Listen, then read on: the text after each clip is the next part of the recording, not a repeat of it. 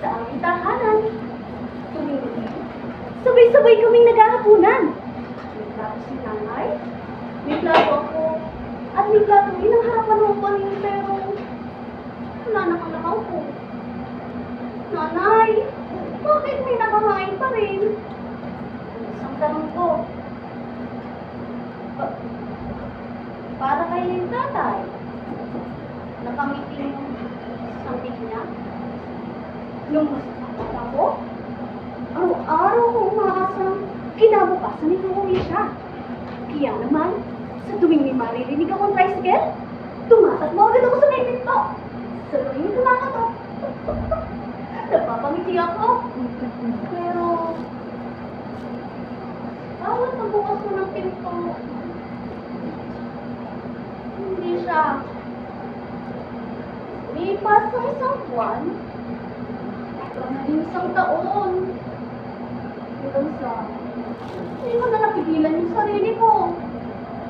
Nanay! Ganun po ko talaga kung hindi tatay. Dad? Naku! Pangingin mo kanyang mga kamay. Sinahin ng tina. Sinabi, anak, hindi na makakauwi ang tatay mo. Parang, bigyan ng oras. Hindi ako makapagsalita. Igan, mamukhang igon. Kung lamang nalaman ang katotohanan, hindi pala ng ibang bansa si tatay. Hindi rin pala siya nasa ibang probinsya. Nasa langit na wala siya. Bago pa man niya ako maturuang magbisikleta, bago pa man niya ako maturuang magsulat, iniwanan niya kami. Hindi dahil gusto niya. Hindi dahil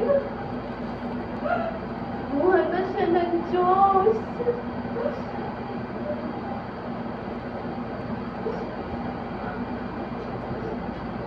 Kahit na gano'n, hindi pa rin ako nanulungkot. Dahil alam ko na kahit wala na siya sa aming piling, isa pa rin ama na patuloy na nagbabantay sa akin. At ngayon, may tinitingnan ko ang upang iyon, hindi na ako umiiyak. Sa halip, sinisikap ko na lamang maging isang mabuting anak.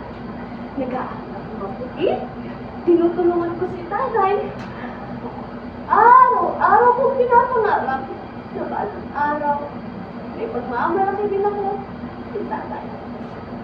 Kaya kayo, may mga kasama pa kayo mahal sa buhay. Sabi niyo na sila. Sabihin niyo, mahal niyo sila. Dahil darating ang panahon, may mga upuang mananatiling pakante. Ngunit ang mga alaala, taong isang puroon, buhay na